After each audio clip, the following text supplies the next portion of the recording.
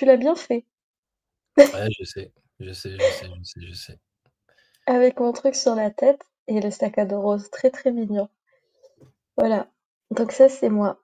Avec le petit bandana Maroc. Mm. Ah, tu vois, franchement, Florent, il monte dans mon estime. Il est pas loin d'être au niveau de Momo Catholique.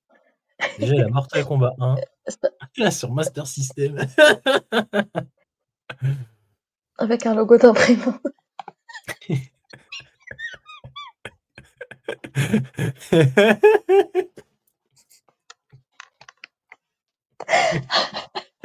Et on Je vous a vous pas ai dit, montré Spicy, parce que Spicy, c'est encore plus drôle. l'imprimante, c'était les talibans. Je suis désolée de vous le dire, mais Ouais. voilà. Ils n'ont pas aimé que je parle d'eux. Comment on Je dit une trouve que imprimante? printer, Ah oui, printer, bah oui, je suis bête. Ça serait quoi? voilà. Mortal Printer? Oui, j'ai que 4 doigts, mais c'est pas grave, je suis un animal sur cette image, donc c'est normal. Bon, euh, on va passer à la dernière partie. Et je voulais partager avec vous des vidéos assez marrantes. Mais attendez, d'abord, on va se réveiller un petit peu. On n'oublie pas de liker et de partager, et on se réveille. Maintenant, ça va chier.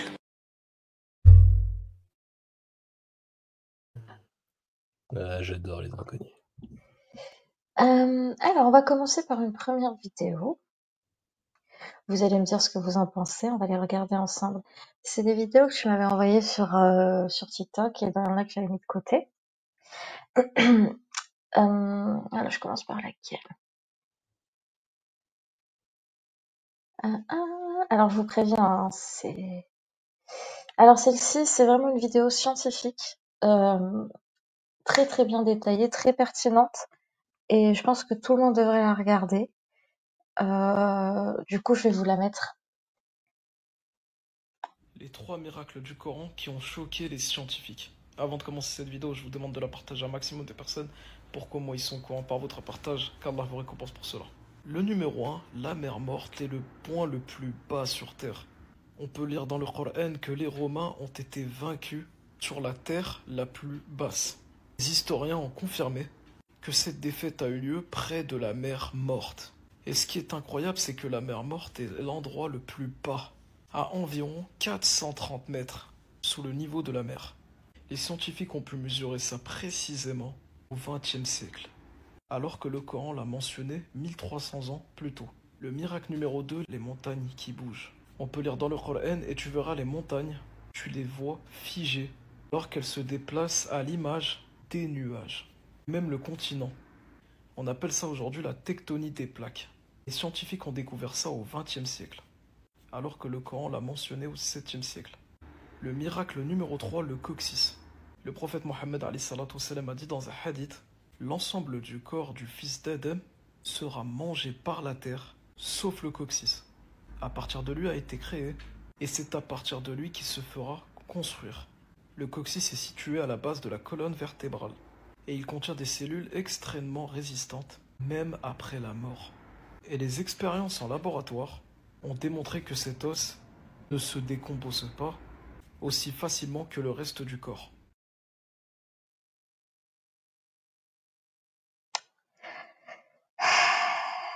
Alors, J'aime bien le moment de silence.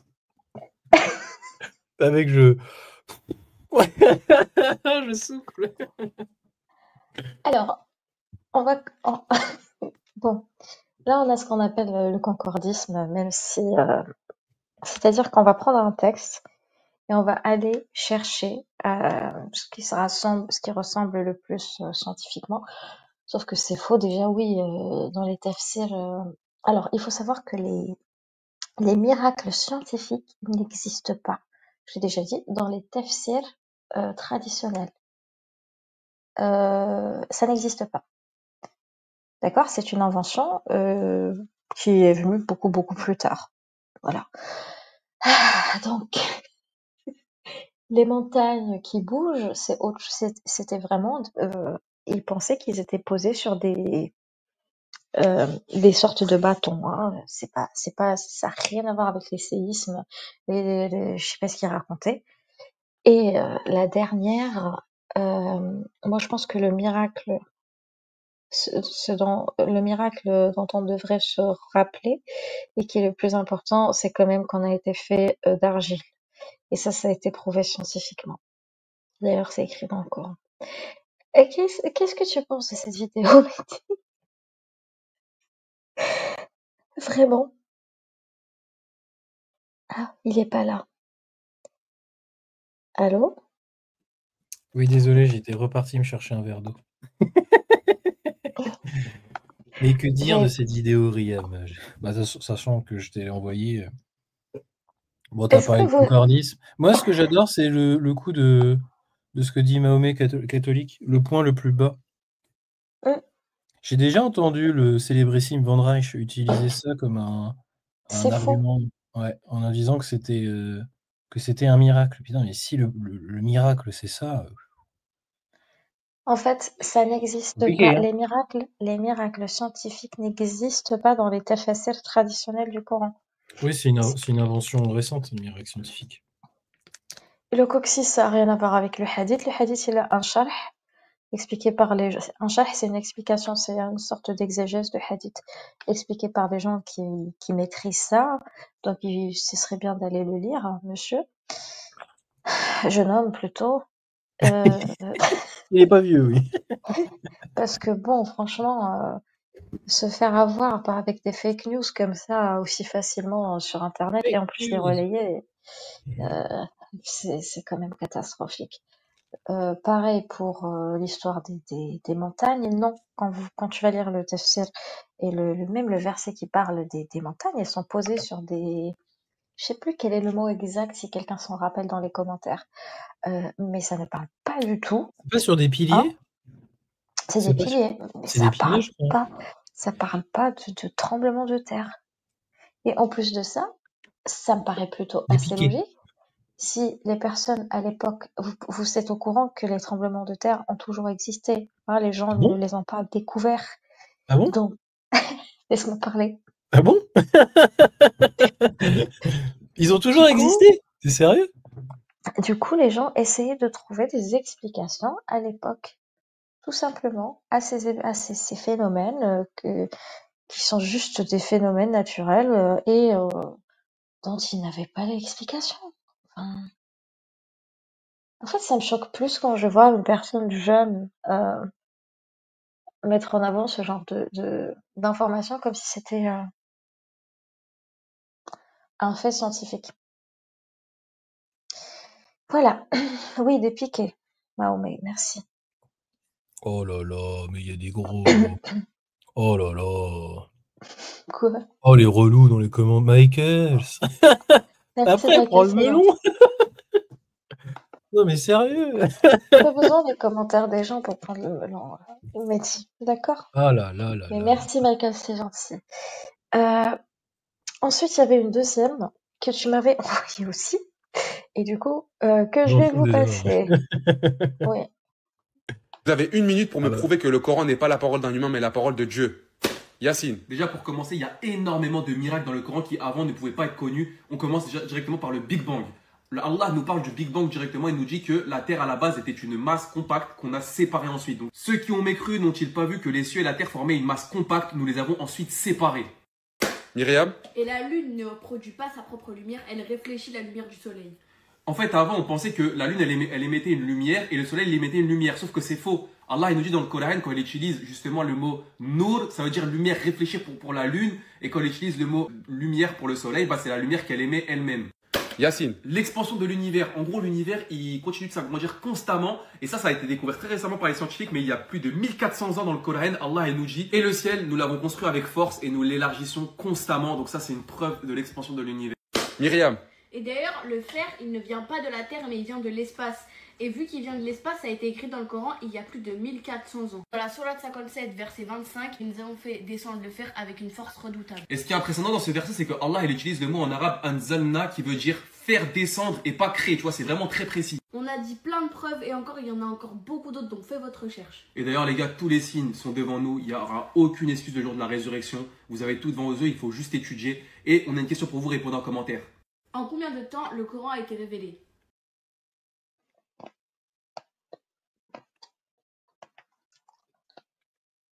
Bon, bah, je crois que pour le jugement dernier, c'est foutu pour moi. Pour moi aussi. On est déjà revenu. Excusez-moi, j'avale d'abord. Tu vas y arriver, Riam. Tu vas y arriver. On attend tous la blague vaseuse de Florent dans les commentaires. Voilà. Du coup, on est déjà revenu sur ces versets-là plusieurs fois. Quand on faisait, surtout quand je faisais plus les lives sur TikTok, parce que c'est des arguments, de faux arguments hein, qui tiennent pas, qui reviennent souvent. Sauf que là, tout ce que je vous conseille de faire, comme il a dit, faites vos recherches. Allez lire ce verset, les versets qu'il a cités. Ensuite, vous lisez le tafsir du verset. Alors déjà, il parle, il interprète à sa sauce. Tu verras que les deux interprètent, surtout le truc du fer qui est descendu du ciel, je sais pas quoi. Et en plus, il y a du fer déjà à l'intérieur de la terre. Enfin, je comprends pas qu'est-ce qui est descendu, What? J'ai adoré ce moment parce que ça veut dire qu'avant, ils n'avaient pas de fer il y a 1400 ans. Non, il n'y avait pas le fer. Non, il n'y avait pas de fer. Il n'y a jamais eu d'âge de bronze ou d'âge de fer. C'est connu, hein, les Romains se battaient. Les Romains se battaient face au vent avec des épées en bois. Et le Big Bang, c'est pas ça, hein, c'est pas élargir. C'est comme les gens qui prennent le verset. Pardon. Le verset du soleil qui va se coucher dans la boue, ou le soleil qui court à l'endroit d'où il se lève, et qui te disent ouais mais ça explique, je sais plus, ça explique que la Terre tourne autour du soleil, enfin du concordisme une fois de plus, alors que non. En fait, il faut apprendre à lire. Quand vous lisez, ne faites pas de la surinterprétation. Vous pouvez faire de l'analyse et tout, mais et vous êtes au courant que vous êtes dans une analyse et vous donnez votre propre opinion. Non mais là, ce qui est intéressant, c'est qu'ils sont jeunes. Et c'est le papa qui est devant en train de leur faire un quiz. Comme ça, hein. Ils sont assez connus. Alors, je sais plus comment ils s'appellent, mais ils sont assez connus. Et tout leur TikTok est comme ça. En plus, ce qui est assez perturbant, c'est la mise en scène. Parce qu'ils se mettent devant plein de bouffe, vraiment plein de bouffe devant eux. Ils ont un buzzer, et à chaque fois, ils jouent à ce jeu de questions-réponses sur l'islam. Et c'est faux. C'est des fausses oui, informations. La plupart du temps, c'est faux. Oui, la plupart du temps, c'est totalement faux. Mais la jeunesse s'interroge. Moi, c'est l'aspect jeune, même mise en scène, qui est intéressant. Parce que toi, même au moment du Ramadan, tu vois plein de trucs sur la table. Des gâteaux, des Kinder Bueno, enfin plein de. C'est assez opulent. C'est assez. La mise en scène est intéressante, je pense, à analyser. Descendre le fer, et c'était quoi l'autre? Big Bang? Big Bang, descendre le fer, et je sais plus. J'ai un doute. Bah, vas-y, remets. On va voir. Juste la première partie. C'était pas sur le paradis? Non, c'était sur l'élargissement, je crois, de l'univers, non? Oui, je crois. Le verset qui est utilisé, c'est « Et le ciel, nous l'avons construit avec force et nous l'élargissons. وَالسَّمَاءُ بَنَيْنَاهَا بِأَيْدٍ وَإِنَّا لَمُوسِعُونَ » La musi'un vient de la racine wasa'a qui veut dire élargir, rendre vaste, blablabli, blablabla, ta. Rien ne prouve que le sens implique un mouvement continu d'expansion cosmique. À aucun moment, en plus il a dit constamment. Il n'y a pas de constamment. Attends, regarde, on va la remettre. Il n'y a pas de constamment. Non, dans le texte, après c'est toi qui parles arabe. Hein. Mais dans le texte en arabe, il n'y a pas constamment. Attends, il est où? Parce que là...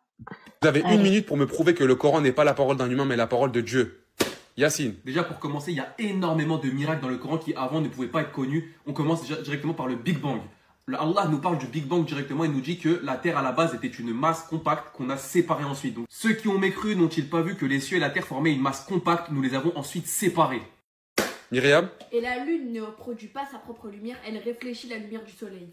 En fait, avant, on pensait que la lune, elle émettait une lumière et le soleil, il émettait une lumière. Sauf que c'est faux. Allah, il nous dit dans le Coran, quand il utilise justement le mot nour, ça veut dire lumière, réfléchir pour la lune. Et quand il utilise le mot lumière pour le soleil, bah, c'est la lumière qu'elle émet elle-même.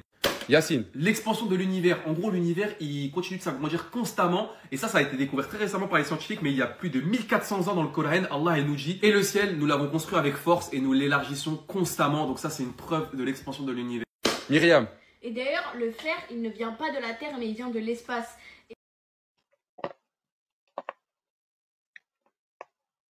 Tu es un menteur. Ou ignorant sur la chose. Il n'y a pas de constamment, il n'y a pas de nour. Nour, c'est la lumière, en fait. Oui, An-Nour. Comme Storat Nour.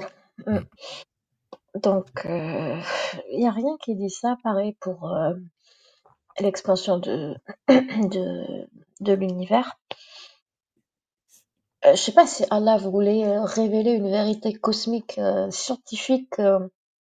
Il aurait pu dire les galaxies s'éloignent les unes des autres. Il n'a pas réussi à dire ça? Non, il n'a pas réussi. Ouais, bah 0 sur 20. Pour un truc qu'il a créé lui-même. Hein. Et apparemment, il sait tout, il connaît tout, il voit tout. Donc, Pareil pour le fer.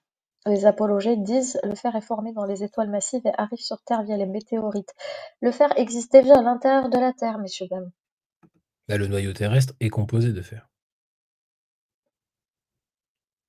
Ça n'a aucun sens. Non, t'as pas de champ magnétique. Il est forcément composé de fer. Et en plus, il faut comprendre une chose, et ça peut être lié à la pierre noire, à la Mecque, etc. Le fer, à l'époque, était très rare. Donc, c'était un métal précieux en Arabie, machin. Et il était souvent trouvé sous forme de fragments de météorites. Ah. Ce qui faisait encore plus son côté précieux, tu vois. Donc voilà, hein, scientifiquement, le fer se forme dans les supernovas, ok. Puis voyage dans l'espace et finit parfois sur Terre via des météorites. Mais le Coran ne donne aucun détail spécifique sur ce processus. Dire le fer est descendu du ciel n'est pas spécifique au Coran, c'était déjà un savoir commun dans les civilisations anciennes, comme tu as dit tout à l'heure. Le Big Bang, pareil, ceux qui ne croient pas, machin, nous les avons séparés en gros. Regardez, ça parle du Big Bang, le ciel et la terre étaient unis, puis séparés, comme l'univers qui était concentré en un point avant d'exploser. Linguistiquement, rataqa, c'est tissu joint, quelque chose qui est soudé. Fataqa, c'est fendre, déchirer, séparer dans le Coran, donc c'est utilisé dans un sens très concret et visuel. C'est comme parler d'une fente, je sais pas moi, dans un tissu, ou séparer des éléments qui sont collés. Une fois de plus, il suffit juste de lire les tafassirs. Donc ça renvoie plus à un mythe de création dans ce verset que à un miracle scientifique. Donc le ciel est vaste ne veut pas dire expansion de l'univers. Dieu a accordé le fer aux hommes. Le fer n'est pas, ça ne veut pas dire qu'il est venu de l'espace. Le ciel et la terre collés, séparés, ce n'est pas le Big Bang. Merci. Donc je continue sur la prochaine. T'es fatigué, Mehdi? T'as l'air fatigué. Non, non, je suis sage, j'écoute, je lis les commentaires.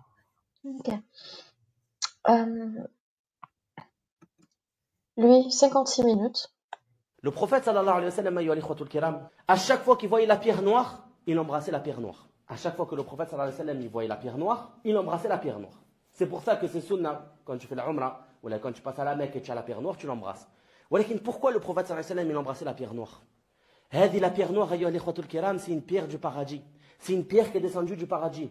Et tellement que le prophète sallallahu alayhi wa sallam, il est attaché au paradis. Et tellement que le prophète sallallahu alayhi wa sallam, il aime le paradis, à chaque fois qu'il voyait cette pierre noire, il l'embrassait. Nous, ayyuha al-ikhwatu al-kiram, dans notre époque, quand on fait la umrah, c'est des bagarres. Et on se pousse et on s'écrase pour embrasser cette pierre noire. Et on ne sait même pas pourquoi on embrasse la pierre noire. On se bat pour embrasser la pierre noire. Et dès qu'on sort de le Masjid al-Haram, on se rebat une deuxième fois pour la dunya. Alors que le but d'embrasser la pierre noire, et pourquoi le prophète sallallahu alayhi wa sallam embrassait la pierre noire, c'est pour te faire comprendre que cette dunya, tu cours derrière elle et tu l'auras jamais.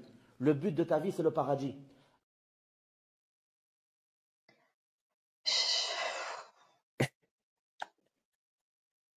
À chaque fois, t'es blasé.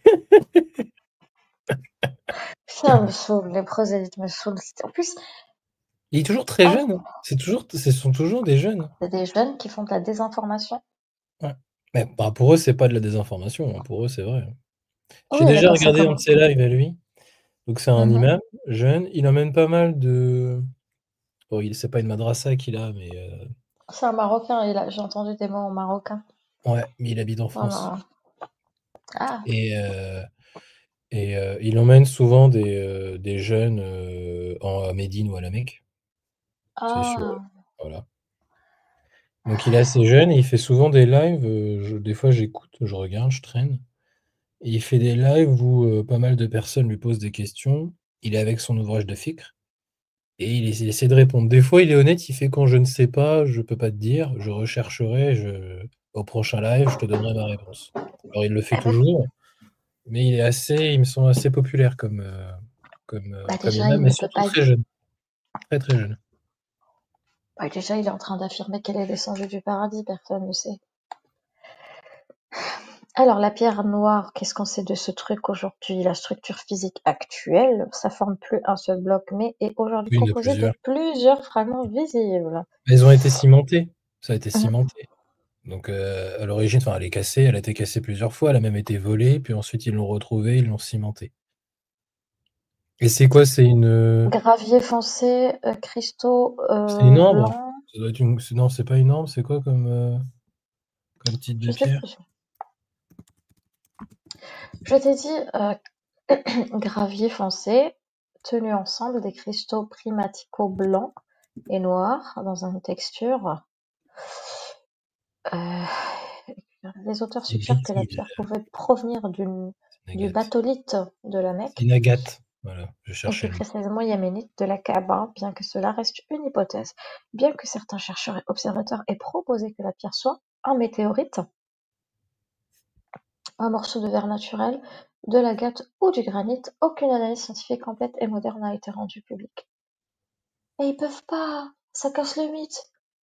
Après, c'est de l'argent aussi que ça perd Bah, c'est un business, leur hein. place. Faudrait qu'on fasse une émission sur le business économique du pèlerinage, le hedge. Toi, tes parents, ils l'ont fait ou pas, non? Ou tes grands-parents? Si, mais mon grand-père et mon arrière-grand-mère. Ouais. Moi, mes deux grands-parents l'ont fait. Moi, je me souviens quand ils l'ont fait, c'était dites au revoir. Dites au revoir à vos grands-parents parce que c'est pas certain qu'ils reviennent vivants de là-bas. Mon arrière-grand-mère était choquée par contre. Quand En elle est revenant de là-bas? arrivée. Bah, En fait, ils ont le syndrome, comme le syndrome, tu sais, des Asiatiques, quand ils arrivent à Paris. Ça a un nom. Tu connais ce syndrome-là? Le racisme?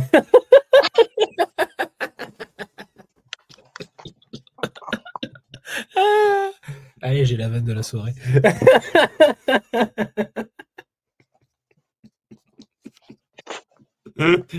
Allez, je fais une petite blague. Bonjour.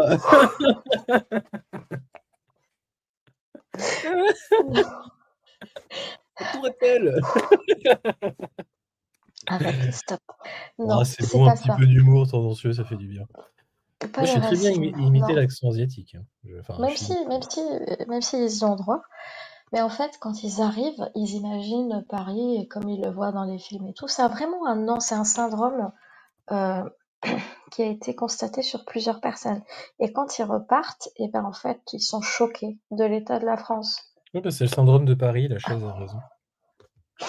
Et du coup, ah voilà, merci la chaise. Et du coup, en fait, il y a ce même type de syndrome pour les gens religieux qui ont fantasmé la Mecque depuis longtemps et qui arrivent sur place et qui voient de la saleté et des gens vraiment dégueulasses. Il y a des attouchements, il y a des gens qui se poussent pour toucher la pierre noire, par exemple. Et mon arrière-grand-mère, ce qui l'avait choqué, c'était les personnes amputées à l'époque.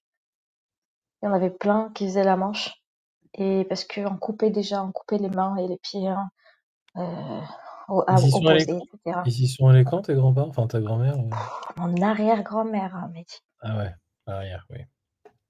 Donc oui, on appliquait bien le fait de couper des mains, etc. Du voleur, tout ça. Et ça l'avait choqué. Plus la saleté et tout.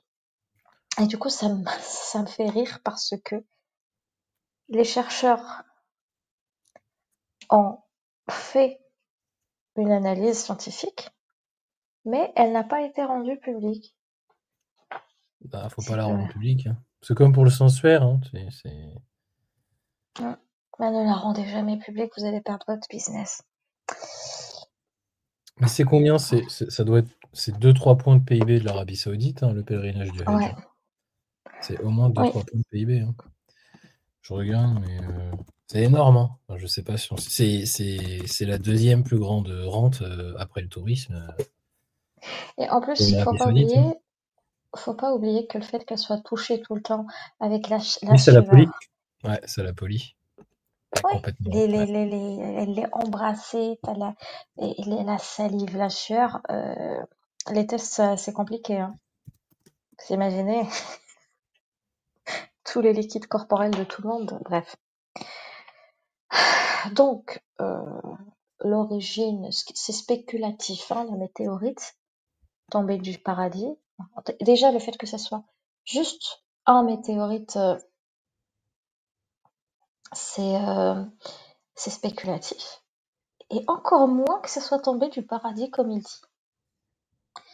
Donc, c'est une hypothèse souvent proposée.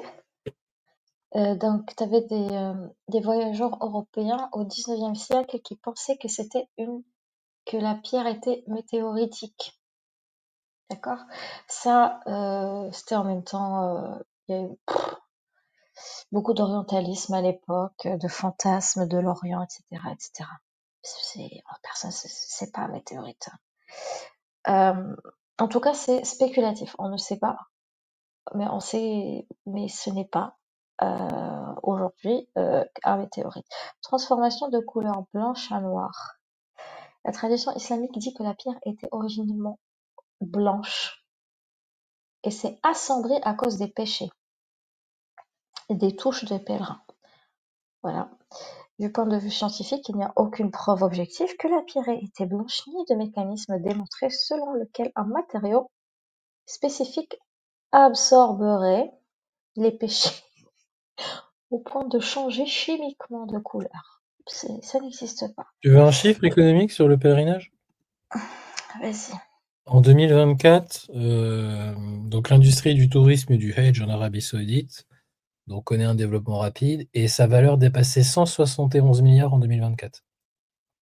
171 milliards. Nous, on a la recherche de 44 milliards pour notre budget. Et ils ont 171 milliards avec ça. Et d'ici 2034, ils estiment que ça dépassera les 340 milliards. Pour vous donner une idée de la manne financière du truc. Pardon. Excusez-moi, je suis un petit peu fatiguée. Elle est toujours fatiguée, il faut le savoir. Et t'imagines 340 milliards d'ici 2030, je dis combien? 2034? Oui, c'est ça, 2034. Donc c'est une manne financière, hein. Faut pas... Tu peux faire chuter l'économie d'un pays si tu n'as plus ce pèlerinage. Et en plus, il y a souvent des morts régulièrement. Moi, je m'en souviens que mes grands-parents, ils étaient allés l'année Enfin, ma grand-mère y était retournée toute seule après le décès du grand-père, du Jedi. Elle était retournée, c'était en 2015 au moment de la grande... qu'on appelle ça? Il y a eu 2500 morts, une grande bousculade. Oui. Voilà.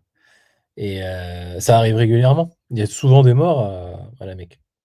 Parce que les gens sont tellement pressés, puis tu tombes par terre, et puis plus personne te voit, et puis tu te fais marcher dessus, tu te fais piétiner. Ça arrive régulièrement. Je vous mets une dernière petite vidéo.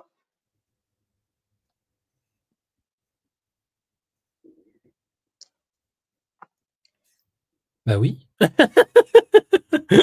Qu'est-ce que t'attends, rien? J'attends une réponse. Bah oui. Une réponse. Après, c'est pas moi qui décide. Il est petit. J'ai jamais lu d'article s'il y avait des femmes qui étaient des Oui, attouchements, le mec. Oui. Bah, je pense que oui. Oui, Hein. oui. Ah oui, il y a des attouchements. Mais en plus, ils sont nus, il me semble. Hein. Quand on va là-bas, on est nus sous la. Donc oui. Sous le drap, ouais. Ouais. Donc généralement, enfin, pour ceux qui le savent pas, parce que nous on voit les images avec les images TikTok, tu vois. Mais le sol est tout le temps nettoyé puisqu'il y a plein de fluides humains sur le sol. Hein. Il y a des gens qui. Ouais, c'est dégueulasse. Hein. Oui, mais oui. Vous mettez pas par terre. Hein. C'est vraiment. Bref, franchement, les gens. Dégueulasse. Franchement, qui fait ça? Alors, tu pisses en marchant. Bah c'est ça, hein, ça se passe comme ça là-bas. Hein. Je vais pas te l'apprendre. Hein, mais... Bah, tu sais, il y a beaucoup de personnes âgées qui y vont parce qu'ils espèrent avoir un dernier espoir dans leur vie ou faut qu'ils fassent leur pèlerinage au moins une fois. Ils sont nus, donc souvent tu as des problèmes d'incontinence ou ce type de choses. Hein. Donc on parle de plus d'1 million de personnes qui y vont hein, pour faire ce pèlerinage. Donc c'est pas.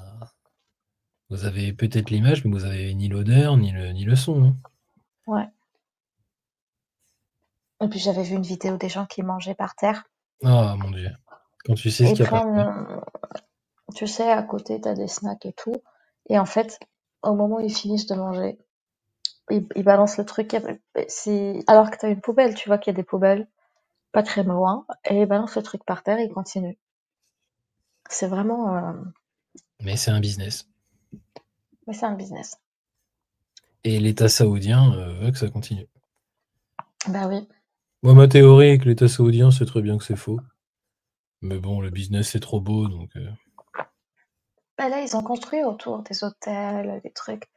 Bah, t'as vu l'immense hôtel devant la Mecque? Comment il s'appelle avec la tour, enfin l'horloge J'ai vu des vidéos d'une influenceuse de l'intérieur, je crois. La Mecque. L'hôtel est incroyable, hein. Vraiment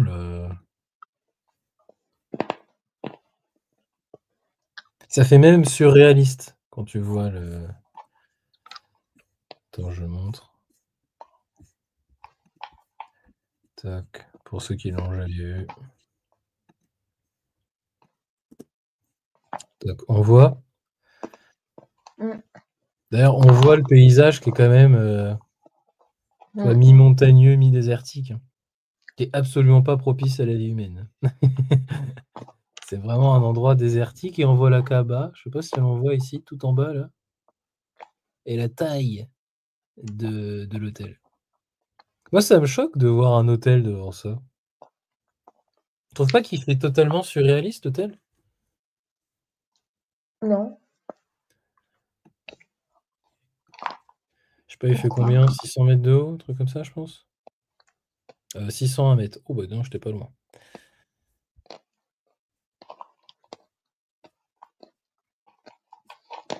C'est pour que les gens puissent avoir accès sur toute la Mecque, tu sais. Et l'horloge est visible à 17 km à la ronde la nuit. Pas besoin de montre. T'as pas besoin de montre à 17 km à la ronde.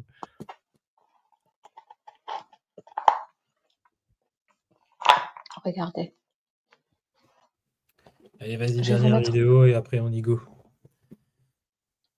On m'a envoyé cette vidéo. Pourquoi tu te laves quand tu pètes, tu te laves les pieds? Dans l'islam, quand on pète, on refait ses ablutions. Mais ça n'a aucun sens. Quand on pète. Tempête. Ah, pardon.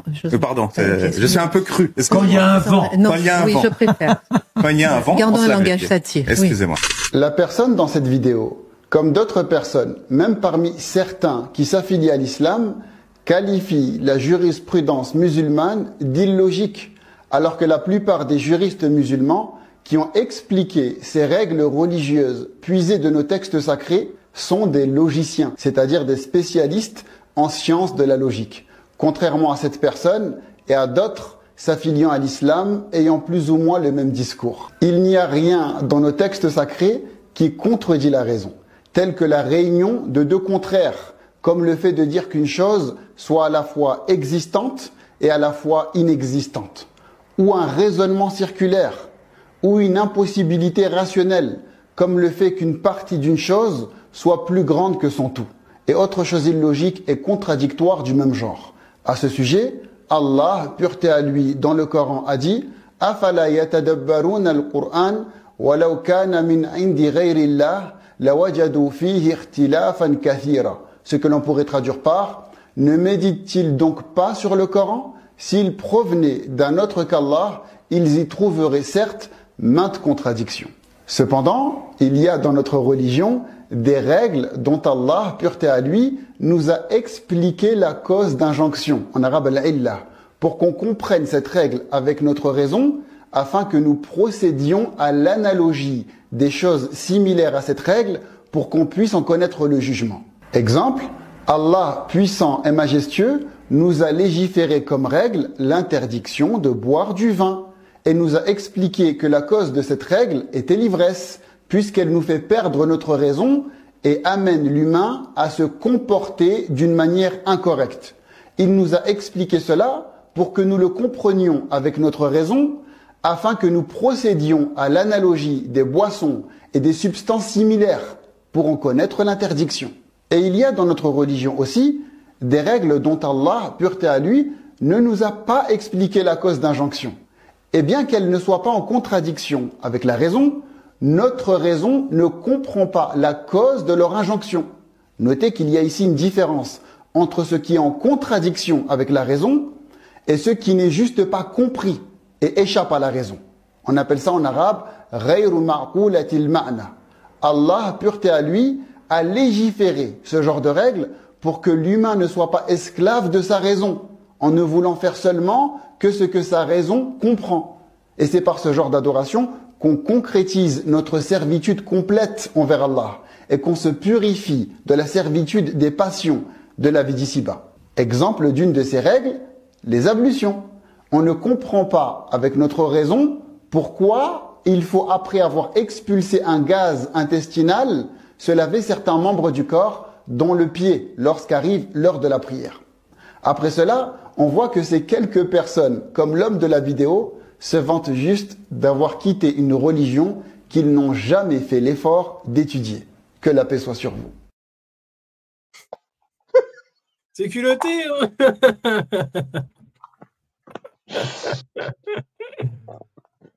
La Congo-lexétisation. Là, j'arrive jamais à le dire. La Congo-lexomatisation du Congo. Eddie Malou. Ça faisait longtemps que j'avais pas entendu ce mot-là. Grave. Non, plus sérieusement. Monsieur, est-ce que vous nous prenez pour des cons? Oui. C'est un sketch des inconnus, ça. Est-ce que vous me prenez pour un con? Oui. Ah oui, c'est vrai, c'est vrai. Ah, je peux le retrouver. Attends, je peux le retrouver. C'est sur... je cherche une banque. Non. Attends, faut que je le retrouve. Comme vous auriez pu le voir, il a parlé de l'alcool. Par contre, il n'a pas parlé du mariage des petites filles. Bon, quelques petites contradictions du Coran. Attends, je peux passer la pub avec le oui, est-ce que vous me prenez pour un con, si tu veux. Vas-y. Autant que tu manges. Alors, attends.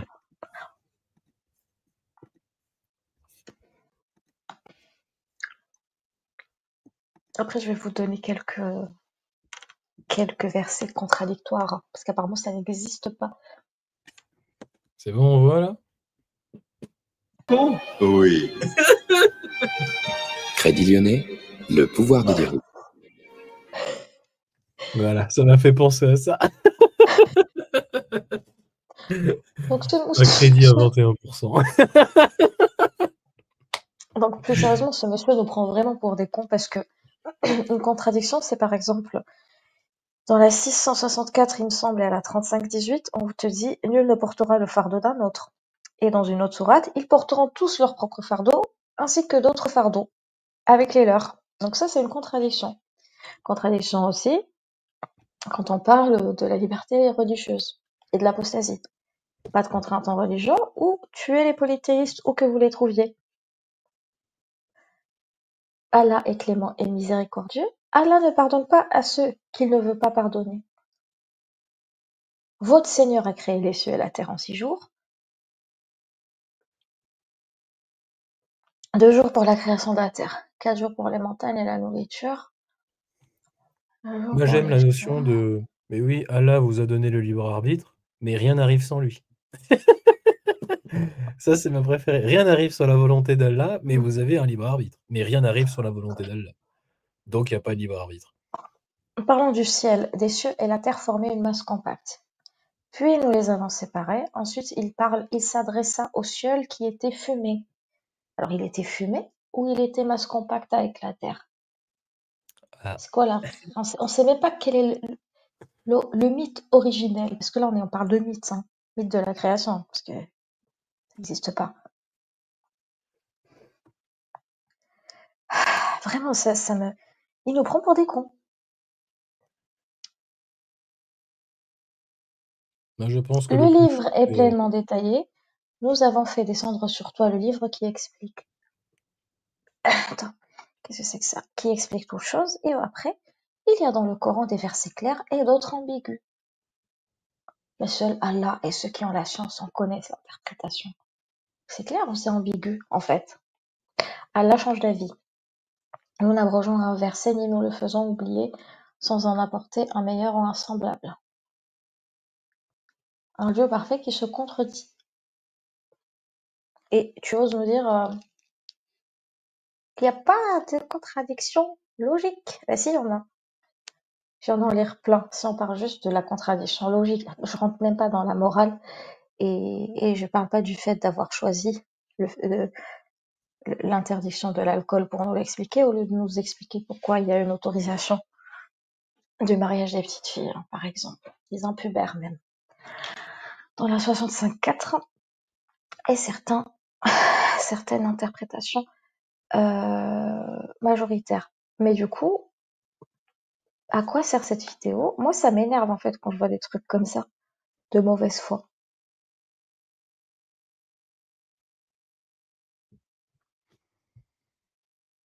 Vous m'écoutez pas. Si vous rigolez. Mais si on t'écoute, rien. Je pensais que t'avais pas terminé ta phrase. Si, j'ai fini. C'est bon, Bah, j'ai fini. Je sais pas si je peux dire que c'est de la mauvaise foi. Je pense pas. Je pense que le mec y croit vraiment. Non, je pense qu'il y croit vraiment. Il en est convaincu. S'il en est convaincu, ça peut pas être de la mauvaise foi. Parce que la mauvaise foi voudrait dire qu'il sait que c'est faux.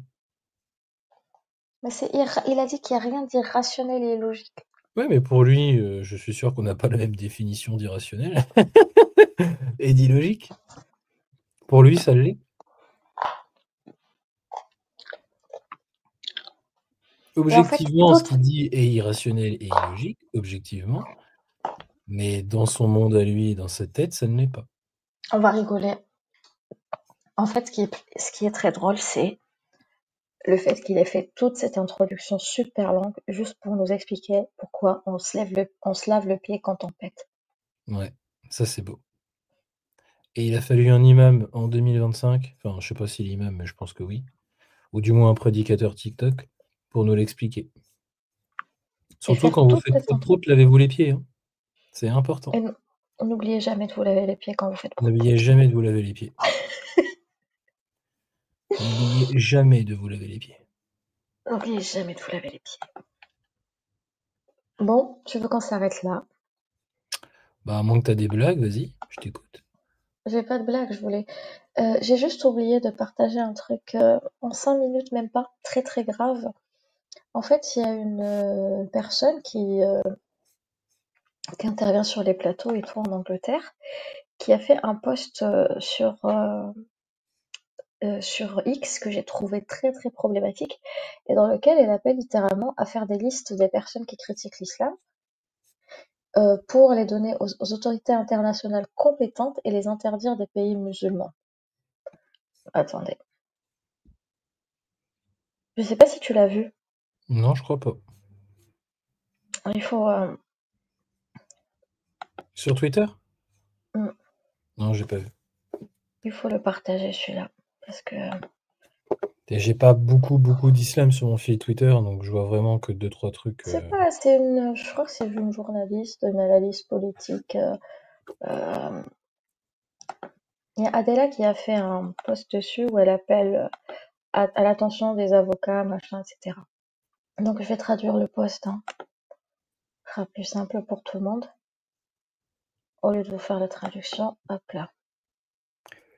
Donc c'est cette personne-là, Bouchra Sheikh. Bouchra? Attends, je vais regarder qui elle est.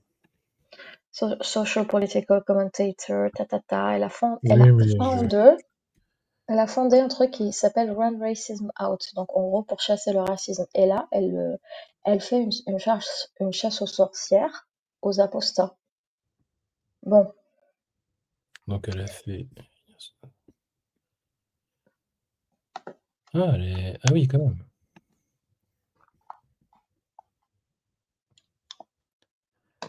Ah oui, quand même. Alors, sacré pédigré, hein.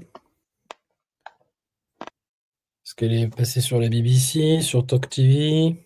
Elle a quel âge? Elle a fait Good Morning Britain. Attends, je vais te dire ça.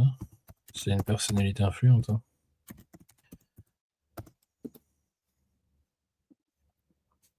Alors, j'ai pas son âge.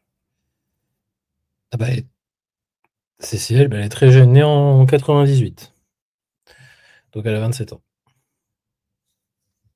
Ok. Et elle est indienne. Allez, on va lire tout ça ensemble. Si c'est elle, hein, si je me trompe pas. Hein. Bouchra Sheikh. Nous dressons une liste exhaustive. Ah non, 42 ans. 42 ans, je me suis trompé. 42 ans, excuse-moi. Elle a 42 ans. Donc on est chez les nazis. Hein. Et j'assume ce que je dis.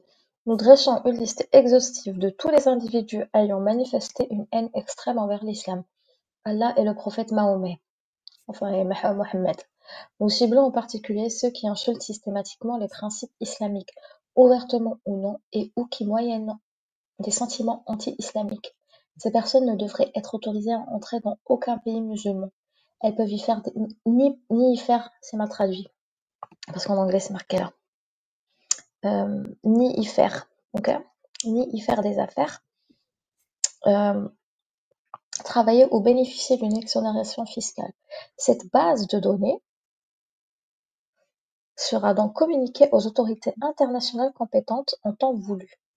Nous avons besoin de votre aide. Nous vous fournirons un lien où vous pourrez nous envoyer vos informations de manière totalement anonyme. N'hésitez pas à partager vos pseudos ou noms sur cette publication. Ajoutez ce lien à vos favoris. Plus d'informations seront mises à jour prochainement. Notre Epic Kips enquêtera et s'occupera du reste. Voilà. Elle a participé à des téléréalités. Donc, elle veut faire une liste. Est-ce qu'elle se rend compte que c'est discriminatoire? Non. Et je pense que même si c'était le cas, elle s'en fout. Parce que ça, je l'ai envoyé au council des ex-muslims d'Angleterre. Mais le truc, c'est que, tu sais, faut pas oublier, j'en avais parlé avec lorsque j'ai montré le tweet du sénateur, là, Fabien Gay. Et faut pas que tu oublies que ce qui compte, c'est la perception. C'est la première chose qui compte en communication. C'est la perception. Donc quand elle fait ça, elle ne s'adresse pas à toi. Elle s'adresse à un public qu'elle vise. Donc elle s'en fout d'être dans l'illégalité ou pas, ou qu'elle fait des listes, ou qu'elle en soit consciente ou pas, et que c'est incohérent avec lutter contre le racisme ou pas, elle s'en tape. En vrai, c'est même pas le sujet pour elle. Elle s'adresse à un public en particulier. Et ce qui compte, c'est la perception qu'aura ce public d'elle. Et du coup, pour toi, ça veut dire qu'elle va pas faire des listes Si, elle va en faire. Elle en a probablement d'ailleurs déjà fait. Et elle en a. Et donc quoi? Et ça, c'est interdit en fait. Dans la loi britannique, je sais pas. En France, oui, dans la loi britannique, je sais pas. Je peux pas me prononcer sur la loi britannique, mais je pense qu'elle s'en tape total. Mais elle va finir en justice, en fait. Probablement. Si les gens portent plainte. Oh, Déjà, mais il y a beaucoup d'apostats qui ont relayé sur ça, d'apostats qui habitent en Angleterre. Anglais, enfin britannique. Oui. Que ça soit des Britanniques ou des étrangers qui habitent en Angleterre. Et c'est très très grave en fait. C'est très très grave. Et je pense qu'un truc comme ça, il faut pas le laisser. Ouais, faut non, pas le laisser. Mais si elle le fait, c'est parce qu'elle estime avoir une bonne raison. Donc, qu'elle soit dans l'illégalité ou pas, je pense qu'elle s'en tape. Vraiment, c'est le dernier de ses soucis. Et de toute façon, même si elle fait une liste comme ça, il reste pas grand-chose. Ça veut dire quoi? Je les donnerais aux autorités compétentes internationales et c'est pris pour qui? Je sais pas qui sont les autorités compétentes internationales. Je sais pas. Ça, par contre, c'est suspicieux. C'est quoi l'autorité compétente internationale qui doit décider de qui rentre ou pas sur le territoire musulman? Tu parles de quoi, en fait? Tu parles d'une autorité gouvernementale, un vrai État, ou tu parles d'autre chose? Elle parle des trucs, je pense, islamiques, le monde musulman, machin. C'est-à-dire? Moi, cette phrase-là, pour le coup, elle est suspecte. Les autorités internationales islamiques compétentes, ou j'en sais rien, là, c'est problématique, par contre. Il y a anguille sous roche. Parce que tu parles pas des pays. Tu parles pas des pays quand tu dis ça. Non. Tu parles d'autre chose, tu parles d'autres structures. Oui. Et ces autres structures, elles ont quoi comme compétence pour juger spécifiquement le cas des musulmans? Bah, aucun. Donc, elle parle de quelle structure? Ça peut être considéré comme les structures terreau. Hein. Ça peut être ça. Hein. Tu peux penser à ce type de ramification.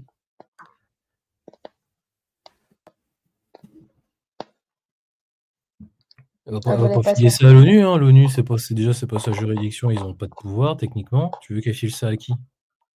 Si elle file ça à l'ONU, ils vont en faire quoi? Bah, rien du tout. Dire aux gens, arrêtez de vous exprimer. L'ONU n'a aucun pouvoir. Hein. L'ONU n'a pas de pouvoir pour dire telle personne ou pas rentre sur un pays. C'est pas du tout. Un pays est souverain. Point. Donc, c'est les pays qui décident. Ah donc, oui, il n'y a pas de juridiction internationale supérieure au pays. Ça peut être les trucs genre la Ligue des pays arabes. Oui, à la limite, ça, oui. Je pense que ça peut être ça. Et après, en gros, ils se passent l'information entre eux. Oui. Mais tu peux aussi le comprendre comme un truc de terreau. Oui. Moi, je comprends plus comme ça. Moi, je le comprends plus comme ça. Les autorités compétentes qui doivent chasser les apostats ou les personnes qui critiquent l'islam, c'est pas les pays musulmans. Les pays musulmans, ils accueillent des personnes non musulmanes ou qui critiquent l'islam sur leur territoire. Parce que ah oui, mais selon elle, ils ne devraient pas le faire. Oui, je suis d'accord. Mais à mon avis, elle songe à autre chose. Cette phrase-là, cette fin de phrase-là, c'est suspect. Tu sais que Betty était sur la liste des drapeaux noirs en 2015? Bah, je suis pas étonné de ça. Voilà, donc je t'ai coupé. Non, je vais dire que je suis pas du tout étonné.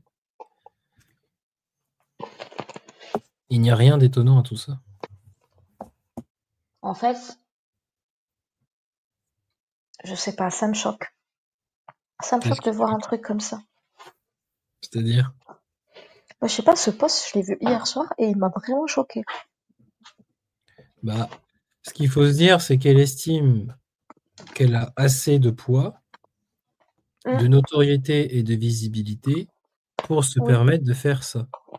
Oui. Un peu à l'instar de ce que fait Rima Hassan en France avec quand elle affiche quelqu'un, c'était quoi? C'était une agence Orpi, je crois, qui a brûlé à cause d'elle? Oui. Elle a affiché quelqu'un. Bah, c'est le même type de raisonnement. Donc au fond, ce qui l'intéresse, elle s'en tape de la loi. Ce type de personne-là s'en tape de la loi. Elle s'en fout littéralement. Vraiment, elle s'en fout littéralement. Quitte à mettre la vie des gens en danger? Oui, mais si elle peut les mettre en danger, elle les mettra en danger. Ce qui compte, c'est la perception. Faut pas oublier. Première des choses, quand on fait de la com, et là c'est un com public, elle fait ça publiquement, c'est la perception que les gens en auront. Et elle va polariser l'opinion avec les personnes qui seront avec elle, qui vont se radicaliser sur ce type de message, et toute personne qui ne sera pas d'accord avec elle sera contre elle. C'est de la perception. Ce type de message sert précisément à ça. Bref, elle m'a saoulée. Ah bah, Donc je comptais a raison. A raison, vous même tes montrer cacahuètes ne peuvent pas te suffire, Riem. les techniques Ça, c'est une nazies. technique de... C'est une technique de... Oui, bah, mais Riem Hassan fait la même technique. Hein. Elle polarise tout le temps. C'est son unique objectif. Moi, je me souviens quand l'agence avait brûlé, elle était tellement... Elle était contente. Elle a dit au début, c'est l'IA, c'est pas vrai. Mais oui, mais elles en ont rien à branler. Parce qu'en fait, j'ai l'impression que vraiment beaucoup des gens sont déconnectés de la réalité. Et ils se disent même pas que ça peut arriver, tu vois. Qu'il y a vraiment des gens sur place Oui, qui vont le faire. Il y a des gens qui vous suivent quand vous avez des gens Moi, qui je vous prends le schéma regardent. inverse. Moi, je pars du principe qu'ils savent très bien ce qu'ils font. Et tu sais très bien que dans une population, je sais pas, Riem Hassan, elle est suivie par combien de personnes? 200 000, je pense, sur X. C'est pas des millions. Un Non. million, je crois. Non. Si. 200 000, je pense. 400 000, tu vois. Sur tous ces réseaux sociaux, tu dois avoir 1 million, mais t'as pas 1 million de personnes individuelles qui le suivent, c'est un peu moins. Je sais pas, je Il y a pensais que c'était sur forcément Insta. une personne, dans ce tas-là, quand elle va faire quelque chose, qui va le prendre au pied de la lettre. Mm. Et quand elle dit des trucs horribles, soit sur les juifs, ou quand elle dénonce des gens qui elle donne les numéros de téléphone, les numéros des entreprises et les noms, elle les balance, elle sait très bien que ça peut tomber dans l'oreille de quelqu'un qui va vouloir le faire. Elle a fait de la télé-réalité, la meuf. Ouais. Au Bouchera, machin. The Là. Apprentice. Une émission pour devenir avocat.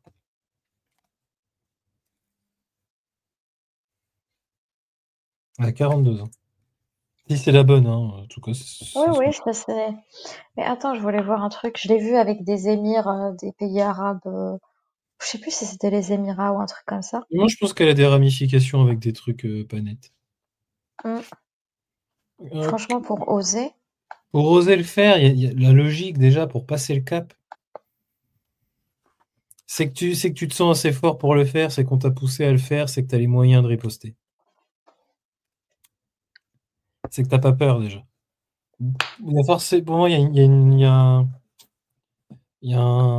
pense qu'il y a une logique de réseau derrière. Arriver à ce type de compte avec autant de suiveurs, c'est des logiques de réseau. C'est pas des faits individuels, ça. C'est des personnes qui ont des ramifications. C'est obligatoire. De toute façon, quand vous êtes une personnalité publique, faut pas rêver. Hein. Il y a forcément des ramifications et des réseaux derrière. Vous agissez jamais seul. Les loups solitaires, ça n'existe que pour les personnes qui n'ont pas de moyens. Quand vous avez des réseaux, un impact média,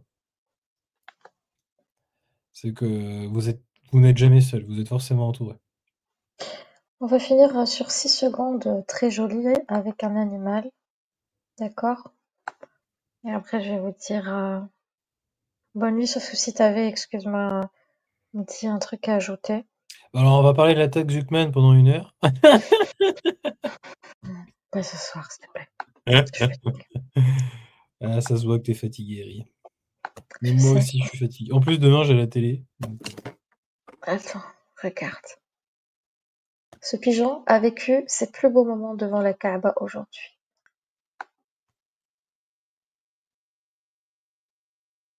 Qu'est-ce que t'es en train de nous montrer, Rie? Bah, ça veut... T'as pas de connexion internet, là où t'es? Ah, c'est un pigeon qu'on voit? Putain.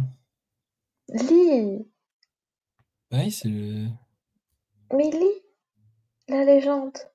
Bah oui, c'est le pigeon qui vit les plus beaux moments de sa vie, je sais, mais je vois pourquoi? pas ce que tu nous montres, en fait.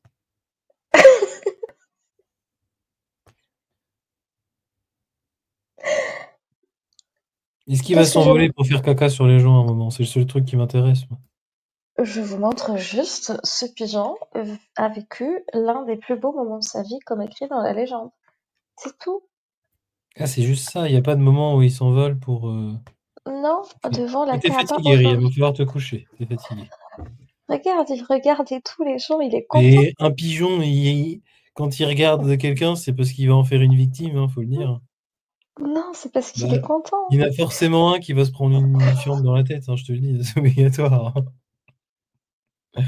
Un pigeon qui regarde comme ça une foule, c'est obligatoire, il y a quelqu'un qui va y passer. Bah là, oui, là, c'est certain. C'est maléfique. C'est maléfique, un pigeon. Bon. Exactement, Florence, c'est un rat du ciel, c'est une poubelle, très exactement. Une poubelle du ciel. Allez, sur ce, je vous fais des bisous. Merci d'avoir été là, d'avoir regardé. Mehdi, est-ce que tu as quelque chose à dire avant que je ne coupe le live? Oui, alors Riyam fait 1m54 et non 1m56. Si je fais 1m56. Non. Et puis c'est mon moment, s'il te plaît. Donc, laisse-moi parler. Elle va me descendre. Non, donc... je sais pas quand on se revoit la semaine prochaine. Bon, on part sur le mardi, mais on verra si on fait ça un autre jour, mais on part sur le mardi. Je ferai sur